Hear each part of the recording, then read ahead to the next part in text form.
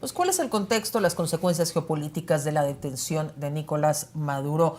Mucho gusto, gracias por estar aquí. Me estabas contando que aterrizaste a las 3 de la mañana y ya estás aquí con nosotros. Gracias. Así es, Kim, gracias por la invitación. Justo estaba en Panamá, donde el 3 de enero de 1990 también se entregó el presidente Noriega, después de la invasión militar estadounidense, que había comenzado en diciembre del 89, se entrega el general, el presidente Noriega, y es pues retirado del gobierno por parte de Estados Unidos. Y era el antecedente pues más próximo a una acción militar directa de Estados Unidos en América Latina. Desde entonces, estos años, pues se había diluido la importancia de la región para Washington. A pesar de que el siglo XIX y el siglo XX estuvieron marcados por muchas intervenciones militares de Estados Unidos en América Latina. A veces se nos olvida todas las que han habido. Eso fue casi la norma, no la excepción. Dictaduras impuestas. O dictaduras impuestas, golpes de estados apoyados. Pero en los últimos años no había sucedido, ¿no? Desde hace 36 años parecía que Estados Unidos estaba concentrado en otras regiones, sobre todo después de las Torres Gemelas. Estados Unidos se concentró en Medio Oriente, la lucha antiterrorista, y el discurso de Washington siempre había sido en sus intervenciones militares que estaban promoviendo la democracia, los derechos humanos, la lucha antiterrorista. Lo que estamos viendo es un cambio importante. A partir del regreso de Trump a la Casa Blanca y acciones como estas, es realismo puro, en donde Donald Trump en las cámaras de televisión dice sí, es por el petróleo, no menciona la democracia. Un cinismo brutal. No menciona los derechos humanos, dice sí conviene a Estados Unidos tener buenos vecinos, alineados. El hemisferio tiene que estar en línea con Estados Unidos. Y no solo el petróleo, ¿no? También esta preocupación del avance chino en la región. Por ejemplo, lo hablaba al principio de su gobierno con el tema justamente de Panamá. Sí, sin duda esa es quizá la explicación número uno de esta acción militar de Estados Unidos en Venezuela. Es que desde la visión de Trump, la seguridad de Estados Unidos depende de la seguridad hemisférica. Y que por tanto, lo dice ayer en un avión yendo de Mar-a-Lago a Washington, Estados Unidos necesita Groenlandia por seguridad nacional. Cuba porque pronto va a caer, Rusia de acuerdo y con China. él. Bueno, hay una realidad. Cuba depende del petróleo venezolano. Hay una especie de trueque entre Venezuela y Cuba, donde Cuba da servicios a Venezuela a cambio de petróleo. Si Estados Unidos interrumpe ese flujo de petróleo, se vuelve muy complicado para la isla tener acceso al energético. Entonces, ya Cuba está en una situación económica compleja, ha caído el turismo, ha caído la agroindustria, y si viene este golpe, pues podría, en efecto, tener consecuencias importantes para el régimen cubano. Y el mensaje es clarísimo. Ya lo pusieron en blanco y negro en la Estrategia de Seguridad Nacional de Estados Unidos. Una doctrina Monroe con corolario Trump. Es decir, doctrina Monroe es esta idea del quinto presidente de Estados Unidos, James Monroe, que hace más de un siglo dijo América para los americanos, ¿no? No querían más intervenciones de potencias europeas en América Latina, y de ahí viene ese concepto. Hoy Trump lo retoma, le pone su acento trumpista, y el mensaje es: América es una esfera de influencia de Washington y aquí no se van a permitir la injerencia de otras potencias. Como bien decías, Rusia, China habían hecho de Venezuela su hub de entrada a la región. ¿E Irán? Claro, Irán y grupos terroristas como Hezbollah y Hamas también, ¿no? Desde luego, los adversarios de Estados Unidos habían encontrado esta puerta de entrada a la región y eso preocupa a Washington. El mensaje es clarísimo, no solamente para Venezuela. Te hablo Venezuela para que me escuches, América Latina. No vamos a tolerar que haya injerencia de potencias que ellos llaman extremisféricas, adversarias de Estados Unidos, presentes. Entonces, creo que el mensaje es ese, y el mensaje también es, desde luego, para México, ¿no? ¿Y Colombia? Bueno, los países que han estado sufriendo amenazas de parte de Trump, como es el caso de Colombia, Trump hace unas semanas dijo: pues más vale que Petro se ponga las pilas, si no él es el siguiente. Lo dijo así tal cual. Ahora ya sabemos el siguiente en qué. Entonces, estas amenazas hoy se vuelven más creíbles. Ayer en esta entrevista que da Donald Trump en el avión que ya le gustó, presidencial, ¿no? Su conferencia de prensa es ahí. Ah, sí. Y dice que no le suena mal lo de Operación Colombia. No le suena mal. Y retoma el tema de México, que Desde que sucedió lo de Venezuela van 2 veces, una en una entrevista con Fox News el sábado y otra ayer en el avión, ayer domingo, en donde Trump menciona a México diciendo tienen que hacer algo, el narcotráfico está llevando al país y si no hacen algo, pues tendremos que hacer algo nosotros, ¿no? Entonces las amenazas constantes hoy cobran otro tono a la luz de lo sucedido en Venezuela, también para Groenlandia, ¿no? Para Dinamarca, digamos, en donde esta insistencia de Trump de que necesita Groenlandia, pues hoy se vuelve más creíble, ¿no? Y para Irán, en donde Trump ha dicho estoy siguiendo el tema de las manifestaciones, la protesta antigobierno en las calles de Irán. En el marco de la visita de Netanyahu a Florida. Exactamente. Entonces, todo esto hoy, a veces había quien decía, no, es mucho bluff, Trump es mucho ruido y pocas nueces, taco, ¿no? El famoso Trump always chickens out, que significa, ¿no? Trump siempre se echa para atrás a la mera hora. Pues... Muchos pensaban que no iba a hacer nada en Venezuela. Yo tuve este debate con algunos analistas donde decían, no va a hacer nada, está pactado. ¿Y entonces bueno, qué creían que era un espectáculo todo el despliegue naval? Pues era absurdo con el costo que eso tiene, ¿no? Para mí era evidente que iba a haber una acción, porque si no el costo era políticamente muy alto para Trump de decir hice todo este despliegue para nada, ¿no?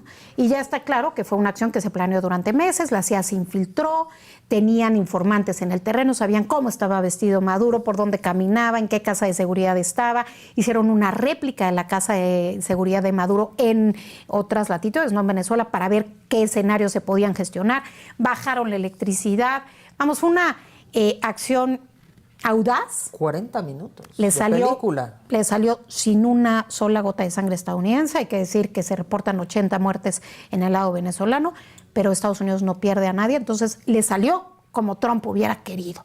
Ahora, esta fiesta inicial que vimos en muchos lugares donde los venezolanos rompen en júbilo con justísima razón, Kim, después de la desgracia que ha sido el chavismo para Venezuela. Estos 26 años de desangrar al país en todos los sentidos, económico, social, cientos de presos políticos, tortura, etcétera, pues explican el júbilo, el alivio. Tremenda corrupción que ha habido en Venezuela, pero de la cual ha sido parte Delcy Rodríguez. Absolutamente. Y ahí está, ahora le está haciendo guiños a Estados Unidos. Delcy Rodríguez, la hasta ahora vicepresidenta, ahora juramentada como presidenta interina, ha sido artífice de este drama, de la catástrofe venezolana. Ella es núcleo duro chavista, no es alguien alejado del sistema, es alguien cercanísima a Maduro, al régimen, y una de las principales actoras del régimen, y además gran interlocutora, digamos, de Rusia y de China en Venezuela. Ella fue la primera mujer ministra de Relaciones Exteriores en el país, fue ministra de Comercio, ahora además de ser vicepresidenta era ministra del Petróleo, ¿no? Entonces todo esto, pues desde luego preocupa. La explicación de Marco Rubio es, pues necesitamos desde un tono realista poner a alguien que tenga control de las instituciones, no podemos traer a la oposición en el exilio, a María Corina Machado, Edmundo González, que no tienen el control de las instituciones y de las fuerzas. ¿Qué parece lo que dijo Trump de María Corina Machado? Porque pues mira, ella sale con esta declaración de estamos listos para gobernar. No existes. A mí no me sorprendió, la verdad. De hecho, salgo en la mañana yo a hacer unos análisis en Twitter y mucha gente me decía, ¿pero por qué no mencionas a María Corina? O sea, pues porque a Trump no le interesa María Corina y el que está guiando ahorita la orquesta es Trump. A Trump no le interesa la democracia venezolana, tengámoslo clarísimo. Sí, si no fue a hacer un acto altruista. No, de ninguna manera. Entonces, ¿qué le interesa? Tener control. ¿Y qué consideró su núcleo? Que Delcy Rodríguez era una persona que, según el New York Times, desde hace semanas se identificó iba a ser la interlocutora porque le permitía ejecutar. ¿Qué están haciendo? Hoy Estados Unidos no tiene diplomáticos en Venezuela, no tiene militares en Venezuela, lo que están haciendo es poner a Delcy a prueba. No se va la posición militar estadounidense de las aguas del Caribe cercanas a Venezuela. El mensaje es, ¿te alineas y cooperas con nosotros, con los intereses de Estados Unidos? ¿O correrás, le dijo Trump literalmente, la misma o peor suerte que Maduro? No se pregunta qué sería peor, pero lo que está es esa prueba, ¿no? Y creo que el objetivo de Estados Unidos en este momento no es una transición democrática, es asegurar los intereses de Estados Unidos con alguien que pueda operar en el terreno. ¿Qué quieren los venezolanos? Que haya una transición democrática, evidentemente. Elecciones. Que haya elecciones, que se liberen los presos políticos, que haya libertad de expresión. Hoy, por lo pronto, no se ha acabado la dictadura. ¿No ves en el mediano plazo elecciones democráticas? Pues mira, es una posibilidad, pero no hay una garantía de ello. O sea, hoy hay una opción que es esa, que este sea un paso previo, un preludio a una eventual apertura democrática que tomaría un esfuerzo sostenido, porque es un país en donde ya no hay instituciones, hay que construir instituciones, traer los cuadros, en fin, no es algo que se logra poniendo algún grupo de militares y de funcionarios de alto nivel. Hay que realmente tener estadísticas, instituciones que gestionen al Estado. Y eso pues requiere un esfuerzo sostenido en el tiempo. Lo que nos muestra la historia con Gaddafi en Libia, con Saddam Hussein en Irak, es que la caída de un dictador no es necesariamente una solución al problema o que traerá la democracia. Hay muchos pasos que se pueden, a partir de ahora, abrir. Este no es el fin, sino el principio. Todos estos ejemplos que tú mencionas, todos los que me vienen a la mente, digo, hasta Yugoslavia, Afganistán, el tema de la supuesta liberación de las mujeres, no recuerdo algún modelo que sea exitoso a largo plazo. ¿Tú tienes alguno? Es que, en general, lo que hay es que se generan vacíos de poder. Quizá el de Panamá, ¿no?, después de Noriega, es un ejemplo en donde a partir de esfuerzos panameños, pero sí con un apoyo sostenido de Estados Unidos, pues se generaron instituciones democráticas en el país.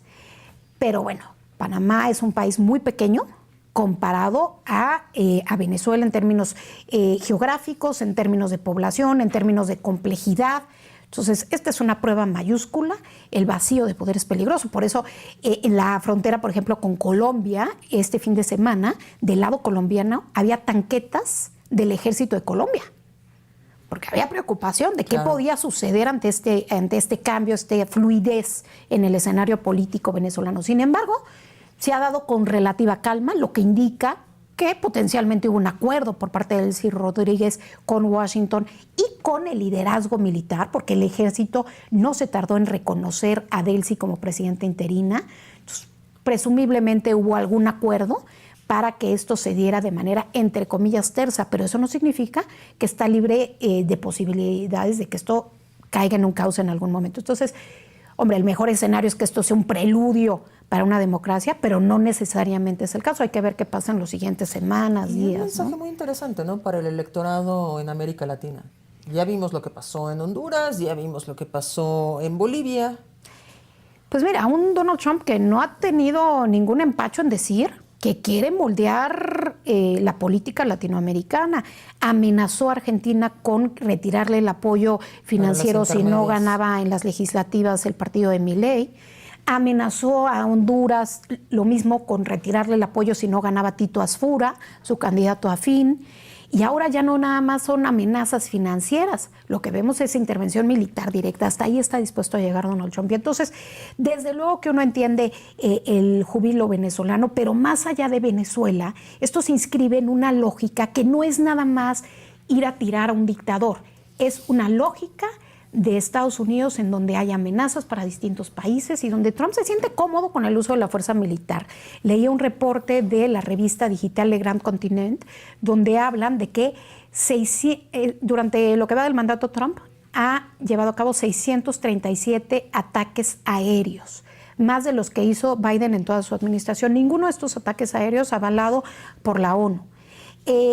Desde luego, lo de Venezuela, de una enorme envergadura, pero nos habla de un Donald Trump que se siente cómodo con usar la fuerza militar para perseguir sus objetivos geopolíticos. No le tiene que decir al Congreso, porque dice que hay riesgo de filtración.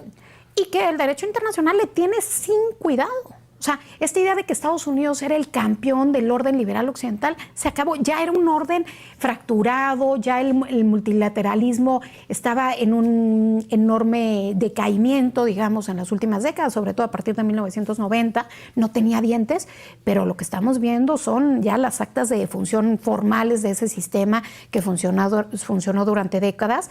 Y el tema es que no hay reglas nuevas y lo que estamos es en un caos en donde es un mundo pues más peligroso, más volátil, con consecuencias importantes para los países de tamaño medio y pequeño, porque lo que vemos es que se están repartiendo las esferas de influencia, porque más allá de si hubo o no un acuerdo explícito entre Rusia, China y Estados Unidos para que yo me quedo con Venezuela, tú con Ucrania y tú con Taiwán, más allá de si hay un acuerdo de esta naturaleza o no, lo que hay es un apoyo tan tácito por parte de Estados Unidos con su acción en Venezuela. De alguna manera respalda la narrativa de Rusia en torno a Ucrania y de China en torno a Taiwán. Entonces, este es un mundo que se vuelve más incierto, más peligroso, y eso pues tiene enormes implicaciones para un país como México. Brenda, ya para concluir, hoy fue presentado ya Nicolás Maduro en la Corte de Manhattan. ¿Qué sigue para él? El caso de Nicolás Maduro es curioso porque se presenta desde el gobierno estadounidense como una acción militar en apoyo al Departamento de Justicia, que el ejército recibió la petición del Departamento de Justicia para que fuera por Nicolás Maduro. Y por tanto, se va a seguir un proceso judicial. O sea, no es nada más que se lo llevaron, no, va a haber un proceso, un juicio, etcétera. En el juicio viene repetidas ocasiones el nombre de México, cosa que llama la atención. Pero bueno, pues vamos a ver hasta dónde llega, cuál es la condena, qué implicaciones tiene, qué dice Nicolás Maduro respecto a otros actores en la región.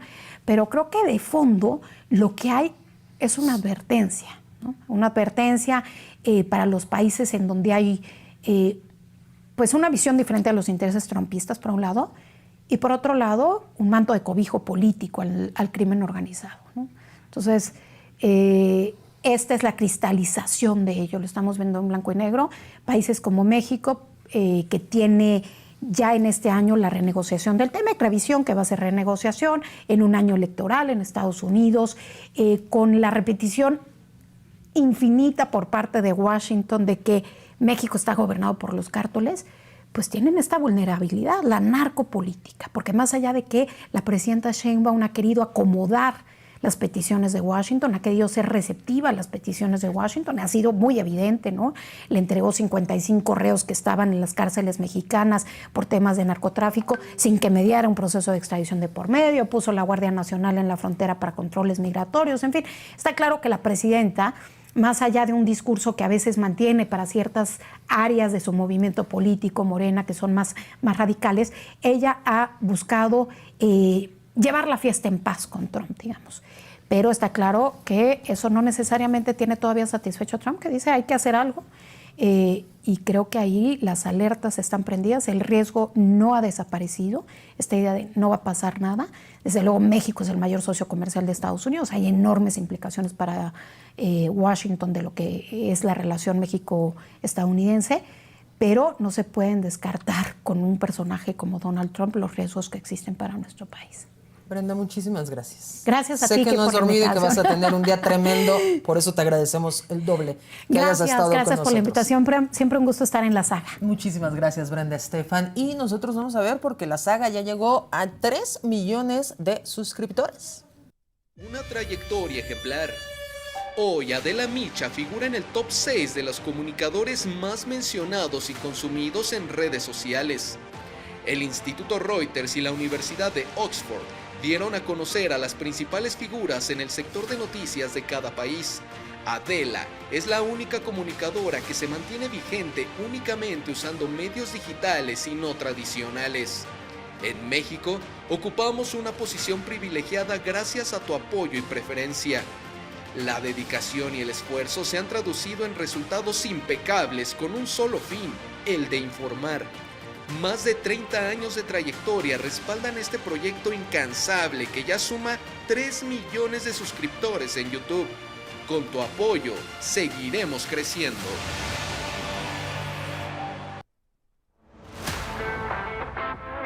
Gracias a tu preferencia, La Saga se encuentra en el top 10 de streamers más vistos en todo México. Ahí está los más vistos streamers en México. Con más de 360,000 usuarios al mes y más de 60 horas sintonizadas, La Saga también se posiciona como el 5º canal de YouTube en México con más audiencia en streams. Hoy te damos las gracias por formar parte de esta familia. La Saga Vaya de la Micha seguirá presente. Saga Light, el nuevo canal de La Saga. Sí, otro canal porque uno no nos basta. Aquí hay de todo, deportes, horóscopos, espectáculos y un montón de cosas que no sabías que necesitabas. Es divertido, es diferente, es irreverente como debe ser. Para todas las edades, para todos los moods y con ese sello que ya conoces. Suscríbete a Saga Light y prende las notificaciones, porque esto apenas comienza y ya se puso bueno.